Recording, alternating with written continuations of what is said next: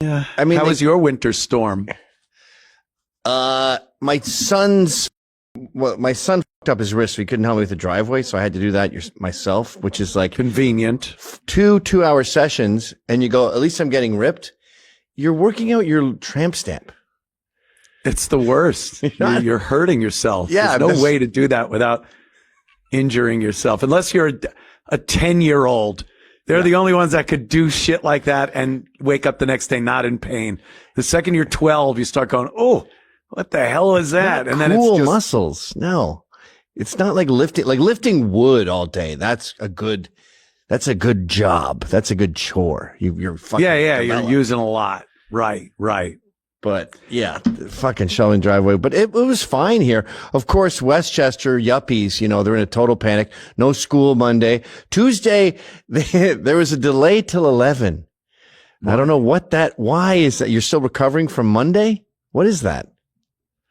Yeah, it never makes sense. They panic. Obviously, it happens every year. And then, they close things. I think it's so they can make it seem like they're doing something.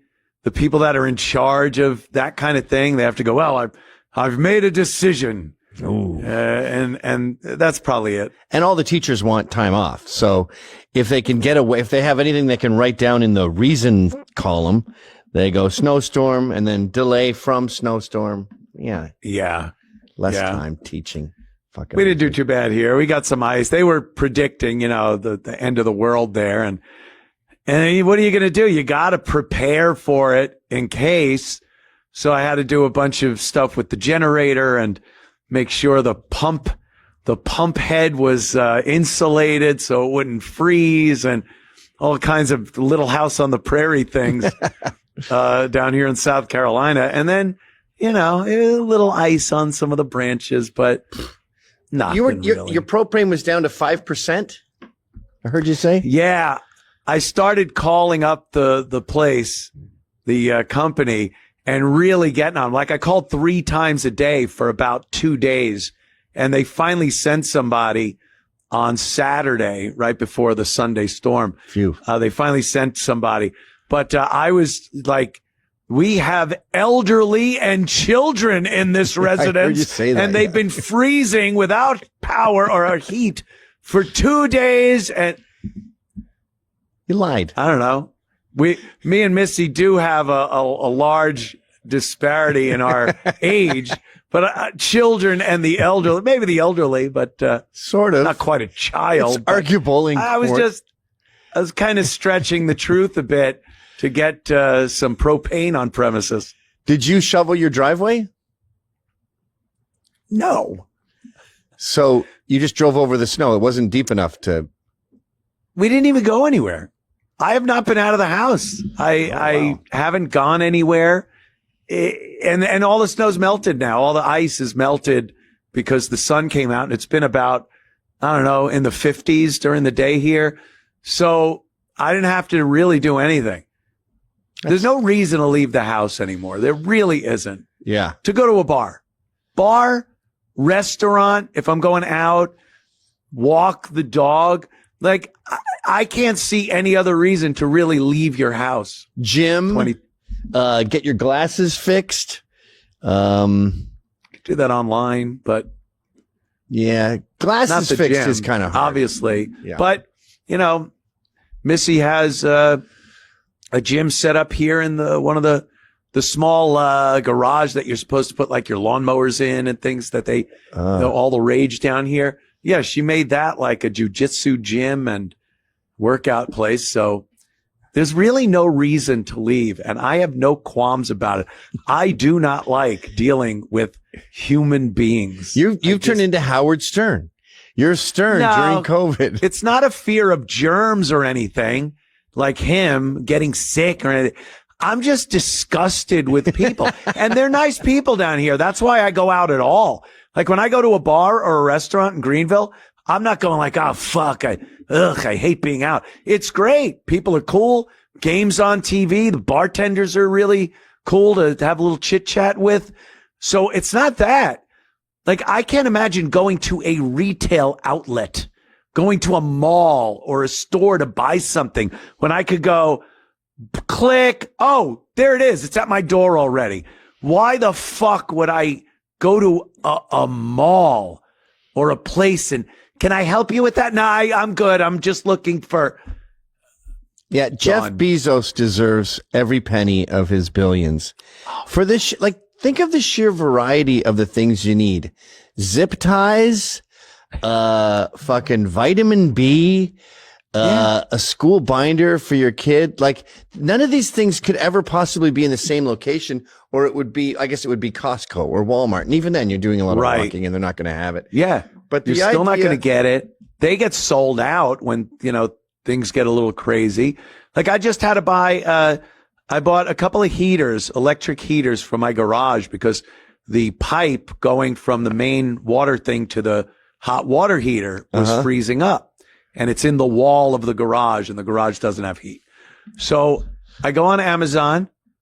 There it is. Click, deliver. It's like I'd be in a Home Depot or Lowe's. It's your weekend. Aisles and aisles and the people. And do you need some help? Yeah, not from you, retard. and then the one person at the register and the other idiots. I literally went, oh, that's the one. Click. Hey, it's going to be here in 2 days. Okay, I wasn't being rude on my phone there. Gatorade, like Pedialyte, a rare book about Jack the Ripper, some plastic forks and knives, my kid's sweatpants, a TV mount. Like all of these are in different places. Yeah, you'd be all over the place. Your day's toast. Yes. A video game chair, a vice grip, some ski socks, and this is all just boop, ba-doop, boop, boop. And then you forget about it. And then they go, well, it is, the delivery, it's more expensive. It's what, $5 or whatever the fuck it is. That beats the gas and my time by a mile. Convenience. Yeah. It's the convenience. Sorry. Bye, retail. People get a little, paranoid as they have since the beginning of internet related commerce. You have to have something in there that has your money on it. That's how it works. And people get very paranoid about that. And then once they got past that, they got paranoid about, well, I don't want people to know what I'm buying. And unless you're buying fucking fertilizer by the ton and diesel fuel and a van, what are you buying? Everyone thinks they're so important and everyone's looking at them. Now you and probably me, that is true. Right. They are looking at what we're buying. But again, what you described on your thing and mine is, a graphics card for the computer, so a propeller for one of my RC planes that broke, maybe a couple of things that might be for guns or something that might be a little dodgy. But for the most part, yeah, it's nothing. And then Missy, forget about it. Every day, there's 20 boxes that I don't even know what the fuck they are. The only embarrassing thing is sex stuff. And that's if your kids see your Amazon. But you just get your buddy to get you your ball gags and then you pay him $20 and you're good to go. Is that it? And he's fine with having it delivered at his house. Well, that's his problem. Ball gag, singular. You don't really need more than one. No, the ball gag. Yeah. That's enough. If you're wearing that. If you both have one on it, it kind of, it's not really about domineering anyone. We're both victims here. That's not really how it goes. Yeah. Someone's got to be the sadist and someone has to be the masochist. Right, yeah. That's how it works. Two masochists get to bed together. They handcuff themselves and they both wriggle around like fish on top of each other. two south or north poles of a magnet. You can't work that way. I never got that. Whenever anybody would bring up stuff like, hey, she tied me up last night. It's like, what are you doing? No. What are you doing?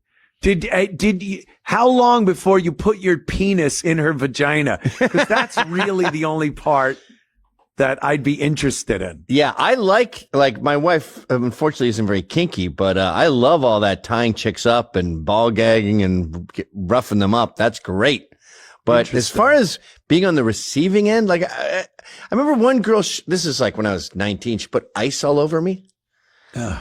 Like, and I was just sitting there going, freezing. Yeah, just stop. And then the tying up, I did try that too in teens. And you get into this like Jason Statham thing where you're Jason Bourne, where you're like undoing it behind. You're trying to break free. Yeah. Then you keep them there, but now it's not tied anymore. Cause like, it's not a good place for a man to be vulnerable. It's not. Yeah. It's not a comfortable. Yeah, I got loose and then I turned on the gas in the stove and popped the toaster down and ran. Yeah. I don't go for any of that, man. No. Either way, like her, me, people talk about, oh, she dripped hot wax on me. And you're like, if that ever happens accidentally, you're like, fuck, shit. Why would you want it in your sexual activity? No,